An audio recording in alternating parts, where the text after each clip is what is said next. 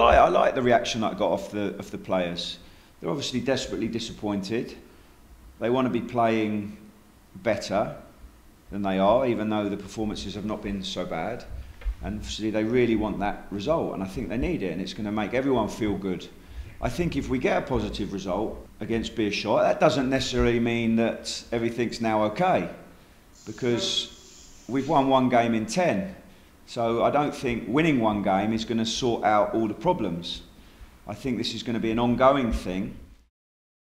We have to be careful that the more we are focusing on the results, you're looking at the outcome, and sometimes you can't control the outcome, but what you can control is the process, and we've got to be careful that we don't become obsessed with what happens at the end of the game, and that we actually remember that everyone's got individual jobs to do.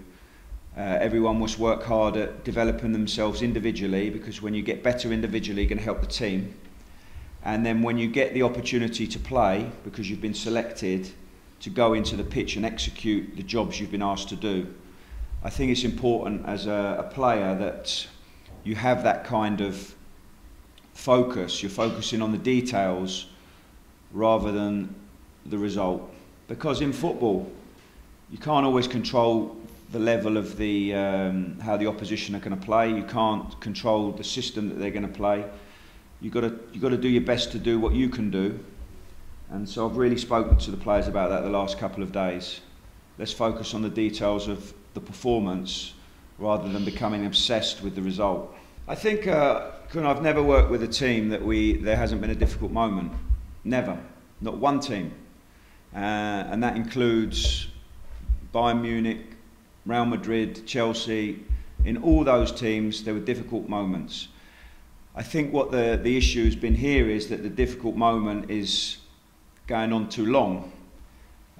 So we've not managed to, correct things quickly. So I know it can change quickly.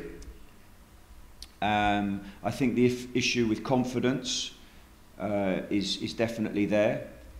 And in the past, I've worked with some world-class players who have issues with confidence. So I think it's normal that a young team, a team that doesn't have a lot of experience, a team of players that haven't had many games at the top level are suffering a little bit with this. But part of my job and using my experience is to talk about some of these situations, that it's normal. Confidence can come, it can go. It's part of something that we have to manage as professional football people. Interesting side, I think, based on the way they started the season. Very strong start. Their form is not so good, I don't think, currently. Interesting the way they approach the game with the attacking and defending. Very high-scoring games throughout the season. 5s and 4s, and so it's going to be an interesting one. Not sure the system that they'll play. They've played 4-3-3. They've played 5-3-2. Obviously, had the issue with COVID just before the break, which affected our fixture. Some players that are not available. Going to be an interesting game for sure.